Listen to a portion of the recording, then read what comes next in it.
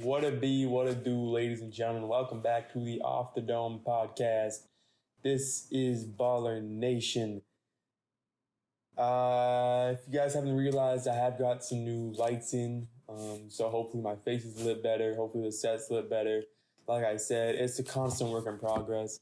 I haven't quite mastered the whole lighting shit. So like the background's a little blue. I'm gonna try to be fixing all this stuff. In the coming episodes, because I'm learning, man. I'm learning. But without further ado, I just want to get going into this thing right now because I'm hyped. The NBA right now is in a pretty cool spot. The Brooklyn Nets. It's only fitting that they lost to the Cleveland Cavaliers last night, or when I'm recording this, that's last night. Depending on when you're listening, could be a little bit different.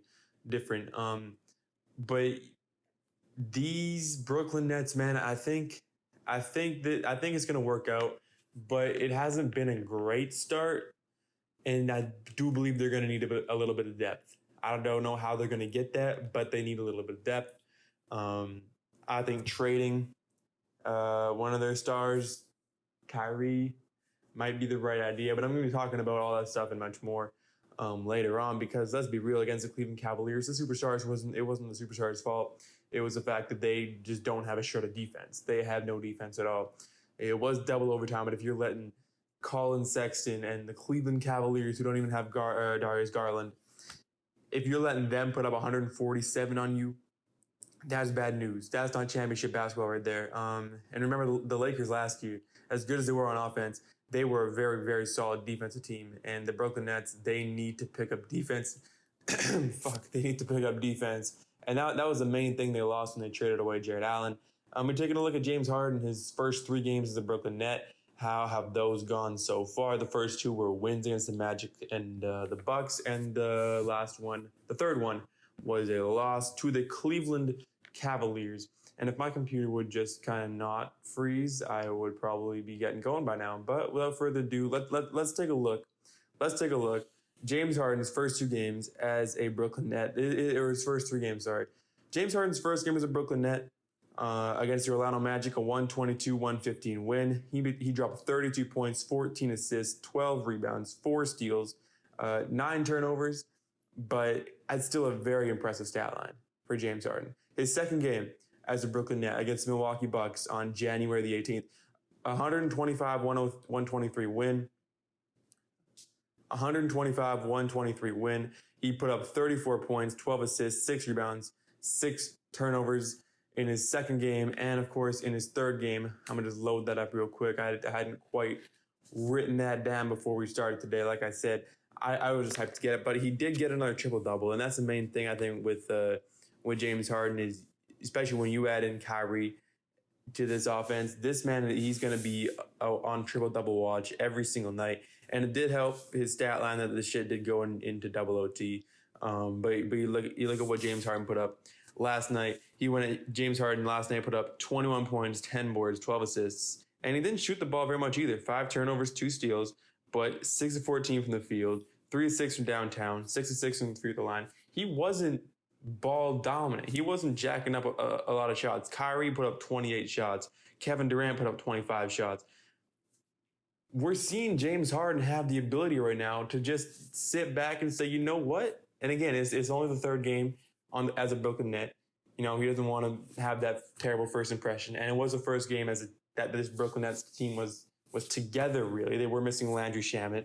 And listen, if the Brooklyn Nets had Spencer Dinwiddie healthy this year, I think we would all be kind of saying that, yeah, this team's better than the Lakers, pretty much for sure. But it's unfortunate that he's not there. But they were missing Shamet. Tyler Johnson didn't play, not that he plays very much. Bruce Brown, I was surprised, didn't play very much. He's been pretty good in recent games. And Joe Harris only got away 7th, or he only put in 2 threes. He shot 7 of them. I think Joe Harris needs to get involved in the offense a bit more. He did have 4 fouls. But Kevin Durant is going to do his thing. Kyrie Irving is going to do his thing. KD put up 38, 12, and 8. Kyrie, 37 points. The Brooklyn Nets, I think, right now, as a team as a whole, I like how it's looking. It's close games. They beat the Milwaukee Bucks, that's going to be what I think the Bucks and Brooklyn Nets, that's going to be the big matchup coming out of the Eastern Conference. one of those two teams will be representing the Eastern Conference in the NBA Finals. I'm leaning toward Brooklyn. I think most people are at this point leaning toward the Brooklyn Nets. And that's just because, just the superstar talent they have in the Brooklyn Nets. But the Milwaukee Bucks are not to be denied. And I'm going to be talking a bit later about some teams that have been kind of flying under the radar this season that people aren't really talking about, but have been putting together a nice stretch of games recently where they've been winning a lot of games, or they've been, in a lot of these games and aren't quite getting the respect I think that they deserve. And one of those teams is for sure the Milwaukee Bucks. The Milwaukee Bucks, you look at the Eastern Conference standings right now, the Bucks are second to the Philadelphia 76ers. By the way, about the Philadelphia 76ers, I have never watched a team, and I've never watched a team that was this good in that they keep winning games and they are the top seed in the Eastern Conference, despite what a Boston Celtic or Toronto Raptor fan or Milwaukee Bucks fan might tell you. The 76ers are a damn good basketball team. They're led by Joel Embiid, who might be leading the MVP race at this point. I think Joel Embiid is leading the MVP race at this point. I've never watched a team that was as good as the 76ers are be so boring. And I'm a Spurs fan. I watched the Spurs, and they were always known as the boring team. Now, I didn't watch them back in like the mid-2000s. Okay, I became a Spurs fan in about 2011. But I've watched some boring basketball. I've watched some really, really good teams play some boring basketball. I didn't think it was boring because it was my team just fucking killing teams every other game. But the 76ers, man, it's just not exciting. It's really just not exciting to watch. Joel Embiid is an absolute baller, though. I gotta give that to Joel Embiid. He's an absolute baller. The Milwaukee Bucks are currently sitting in the 2 seed right now in the Eastern Conference. The Celtics in the 3 seed, Pacers in the 4 seed, and the Brooklyn Nets in the 5 seed. We're starting to see the NBA. We're starting to see the standings kind of come to light. You remember at the beginning of the year when it was like Cleveland and Orlando, and those teams just dominating the Eastern Conference are like 6-2, and the Knicks are 5-3. We're starting to see these teams we're starting to see the standings we more or less expected. The Miami Heat are sitting in 10th right now. They've won 2 in a row, but that's of course a little bit or really unexpected. It's going to be interesting to see and I think it's too early to say. I think it's much too early to say that the Miami Heat fluked their way to the NBA Finals last year. And by the way, I would say the Miami Heat got lucky in making the NBA Finals last year. I would say that if it wasn't for the fact that they dominated every single series that they were in. They swept the first round. They beat the Milwaukee Bucks in 5 games. They beat the Boston Celtics in 6 games. They went up 3-1 on the Boston Celtics. The series is over. I would say, hey man, this is they're getting pretty lucky out here. There was that one Milwaukee Bucks game though with the weird fouls that were happening at the end of the game. That was kind of weird. But other than that, and they're not playing very good right now. The Miami Heat aren't playing very well right now. And so I can see why someone's going to be like, yo, they're lucky to make the NBA Finals last year. But at the end of the day, I would agree with you if it wasn't for them playing so fucking good last year. They dominated. It wasn't like they fluked their way through the series. They won the first round of 4 straight. Second round, they beat the Milwaukee Bucks, the team that was favored to come out of the Eastern Conference. They beat them in 5 games. They went up 3-0 on them. And then they beat the Boston Celtics in 6. And they had a very good chance of winning the NBA. Despite what a Lakers fan might tell you, they had a very good chance of winning the NBA championship had it not been for their injuries. And even with their injuries, even with Bam Adebayo missing a few games, and when he did play, shouldn't have been playing because of his health. Same case for Goran Dragic. They were missing one other player too, I think. But even with all that, they still took the Lakers 6 games. That was a championship caliber team last year, and they've got a lot of the same players. They don't have Crowder, but a lot of the teams aren't, or a lot of the players aren't playing as good as they are last year. And I think this leads me perfectly into my next point.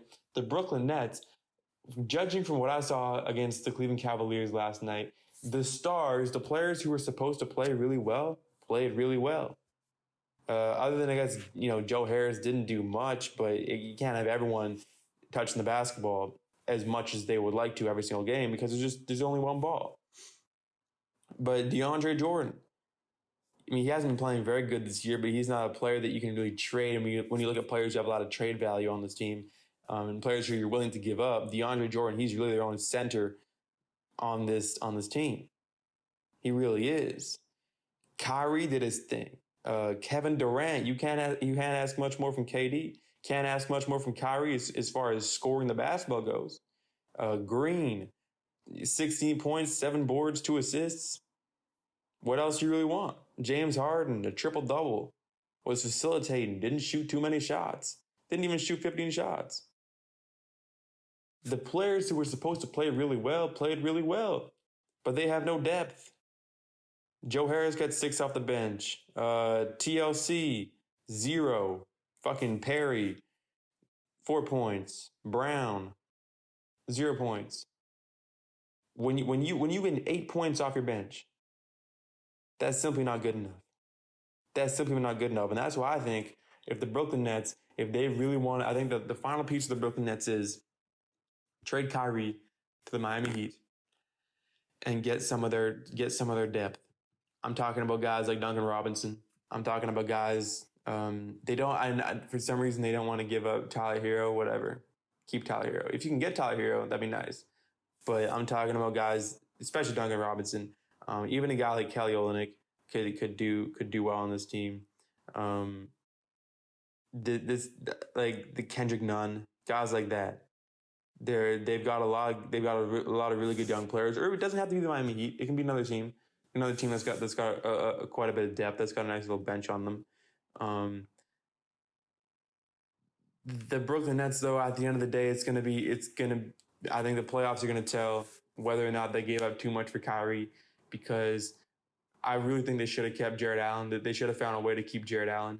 I think I would much rather them giving up DeAndre Jordan or maybe even a Joe Harris for Jared Allen. Honestly, as crazy as that might sound, giving up a Joe Harris instead of Jared Allen. Because really, when you look at it, they need some sort of defense. They need some sort of defense. They need to play a shred of defense if they want to be able to compete in the NBA in these big games. Because you look at all the teams in the past that have won the NBA championship. The Lakers last year, a very good defensive team. The Toronto Raptors, a very good defensive team. The Warriors, those 2 years. And if you guys remember back then, the Golden State Warriors, as high-powered and as great as they were on offense, the number one story that everyone would always talk about in the NBA Finals was, you know what? This is a very, very good defensive team. Because we all knew Steph Curry, we all knew Kevin Durant. They were offensive players. But that as a team, those Warriors teams played very good team defense. It wasn't like they were winning games by simply outscoring their opponent the way that the Nets seem to be trying to do. The Chino Hills type basketball, as I like to call it. The Golden State Warriors were outscoring their opponents, but they were holding their opponents to very minimal points. They were putting on the straps. The Cleveland Cavaliers had some nice defense, and they won in 2016. And you look back, those Spurs teams in 2014, straps. The Miami Heat, of course, they had some good defense. But if you want to make the NBA Finals even, you need some hella good defense. And the Nets don't have it. That being said, they have historically great offense. So it's going to be interesting to see how that sounds, how that works out. Because I've been seeing more and more people saying that defense isn't as important as it used to be. You know, the offensive talent, offense is all that really matters. Scoring is all that really matters. But I think that if you want to win championships and if you want to make the NBA Finals, you want to make it far in the playoffs, you're going to need a lot of good defense. You need, or at least more than the Brooklyn Nets have. But we're going to see how that moves on. We're going to see how that progresses. Let's move on now to the segment I like to call teams that are flying under the radar, but nobody is talking about. The longest win streaks in the NBA right now. I just want to bring this up. The longest current win streaks in the NBA right now. Number one, or there's 3 teams here. All right. So with the second longest win streaks in the NBA, the Memphis Grizzlies and the Los Angeles Clippers are tied 5 games apiece. What the fuck? Why are the Memphis Grizzlies always just like it happened last year too? The Grizzlies are not supposed to be this good. They really aren't. I don't know what has really gotten into the Memphis Grizzlies in these last few years. They don't even have Jaren Jackson Jr. this year. It's really weird. It's early on in the schedule, but they've won 5 in a row. They're 7-6 currently. They're a 7th seed in the Western Conference. They've beaten some really nice teams. I don't understand why the fuck this team continues to surprise us. On paper, this is not a very great team. On paper, this is not a team that should be in a playoff spot. You remember last year, they were in the play-in tournament. And if it hadn't been for the bubble, who knows how that would have all worked out, of course. Who knows how they would have played at home if it hadn't been for the bubble. Because they struggled in the bubble. They really struggled in the bubble. And still, a 9 seed, and they lost in the play-in tournament. And they might have been the 8 seed and lost to the... No, they were the 9 seed, I think. They lost to the Portland Trailblazers in the play-in games. The Memphis Grizzlies, man, like... I gotta applaud these guys. Ja Morant's a dog, man. But this team just does not seem like the type of team, when you look at their roster, to be winning a lot of these games. And the LA Clippers, they've won 5 in a row. They are currently, they're 11-4, tied with the Lakers for the best record in the West. They currently are sitting atop the Western Conference, though, thanks to the fact that they have beaten the Lakers already this year. That happened on opening night. But 11-4, they've won 5 in a row. If you remember, the Lakers had, I think it was a 5 or 6 game win streak until they lost to the Warriors of the night. Who, by the way, the Warriors now moving into the 5th seed, 8-6. They're looking pretty good.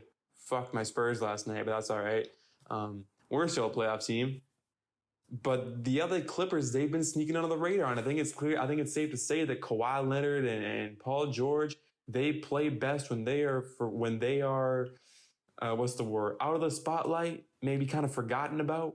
Because when you look at Kawhi Leonard and his success in years past in San Antonio, no one really knew much about Kawhi. You know what I mean? Like in 2014 when Kawhi Leonard won and when he won Finals MVP, going into the finals, people weren't really expecting it to be a Kawhi Leonard coming out party. You know, if the Spurs were going to win in 2014, it wasn't going to be Kawhi winning Finals MVP. It was going to be someone like Tony Parker, who was the best player on the Spurs at the time. It might have been an old Tim Duncan. You know, maybe a Manu Ginobili coming off the bench. People knew about Kawhi, but they didn't really know, was Kawhi all that? Because people didn't expect Kawhi Leonard to go out there and strap LeBron James up the way he did. Now, people are always quick to show you LeBron averaged 26, 27 points a game in the finals. But when you look at what LeBron James, when he was guarded specifically by Kawhi Leonard, almost nothing. Kawhi Leonard really clamped him up in the finals when he was under the radar and expected. Then one-on-one 2 Defensive Player of the Year awards. Then in 2019, when no one expected Kawhi Leonard to be like, all right, Kawhi's coming back. You know, the Raptors shouldn't have traded for him. You know, the Spurs won this trade because they got DeMar DeRozan. You know, the Raptors shouldn't have traded for him. And no one believed in Kawhi Leonard. And he went out there and he won the NBA championship, won Finals MVP, and he dragged the Toronto Raptors through the first 2 rounds of the series. Specifically, okay, they probably would have been able to win the first round, but specifically through the 76ers series. No matter what a Toronto Raptor fan might tell you, he dragged the Raptors through the second round. He put the whole, hey, Fred VanVleet, come on back. Lowry, fucking Gasol, the whole team. Siakam, other than like one game where you played good, everybody hop on my back and I'm taking y'all ass to the 3rd round of the playoffs. I'm taking y'all ass to the Milwaukee Bucks. And in the Bucks series, that's when the team, because Kawhi did just enough to get that team going. You know what I mean? If it hadn't been for Kawhi Leonard's heroics, Fred VanVleet wouldn't have gotten going. Lowry, Siakam, these guys started to find their groove, and in the NBA Finals, Kawhi Leonard didn't have to do as much, but he still won Finals MVP, and it's still one of those things where it's like, when he's under the radar, Kawhi Leonard performs at his best.